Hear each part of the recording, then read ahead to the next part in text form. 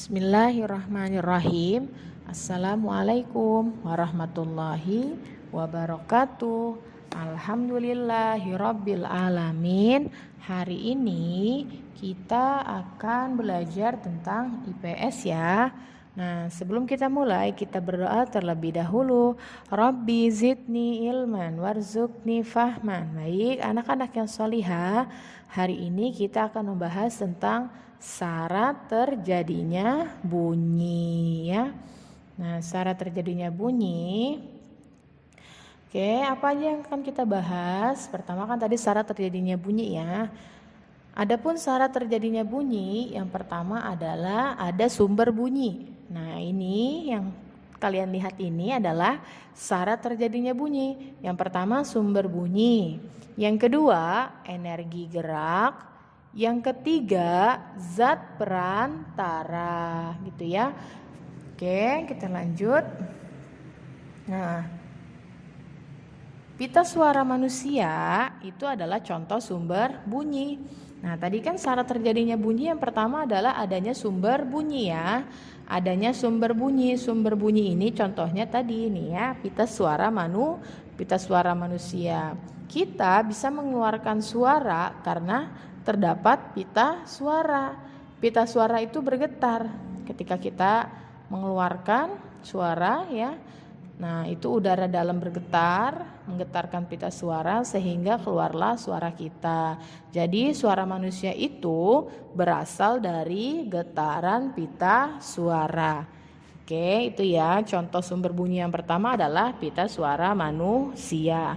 Yang kedua ada garpu tala. Itu gambarnya ya. Nah, garpu tala ini dia terbuat dari sepotong baja ya.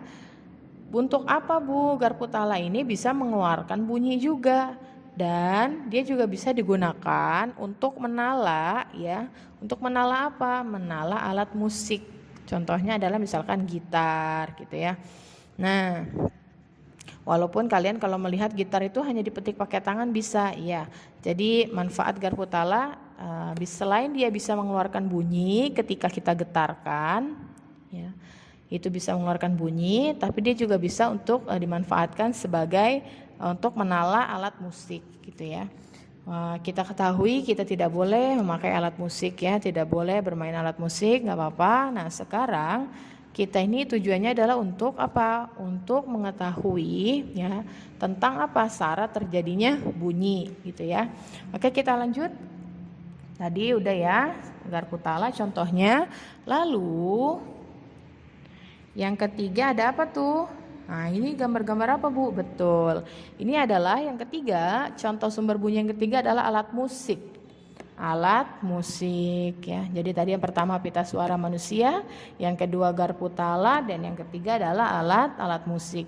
Contohnya apa? Itu ada gambar biola, ya, gitar, terus ada piano, ada drum, lalu ada trompet. Itu contoh dari alat musik.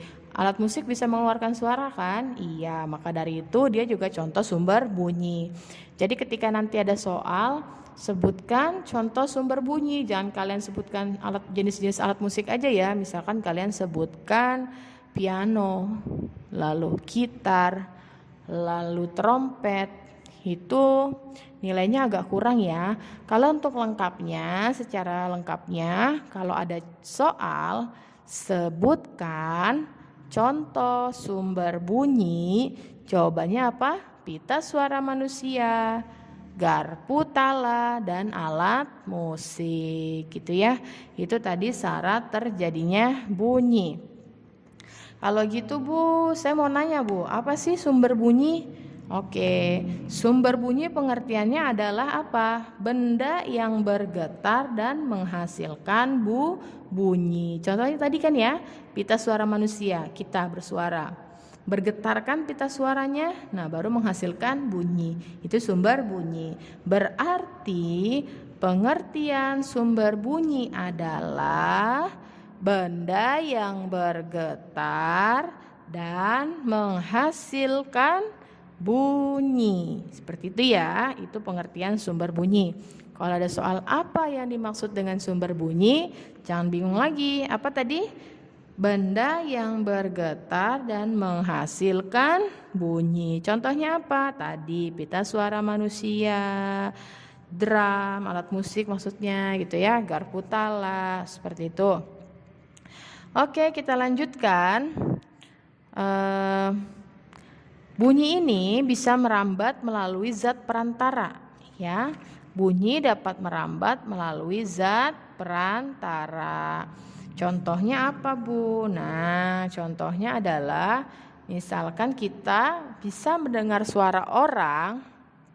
Ya, kita bisa mendengar suara orang itu karena ada gelombang bunyi.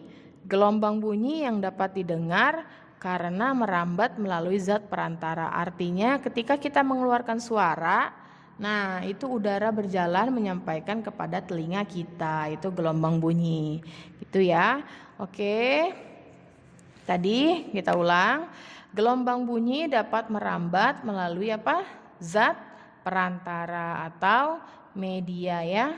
Oke. Itu aja ya, kita cukupkan materi kita hari ini.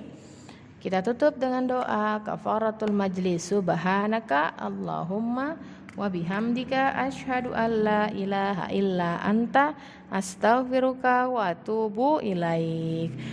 Jazakumullahu khairan katsiran. Wassalamualaikum warahmatullahi wabarakatuh.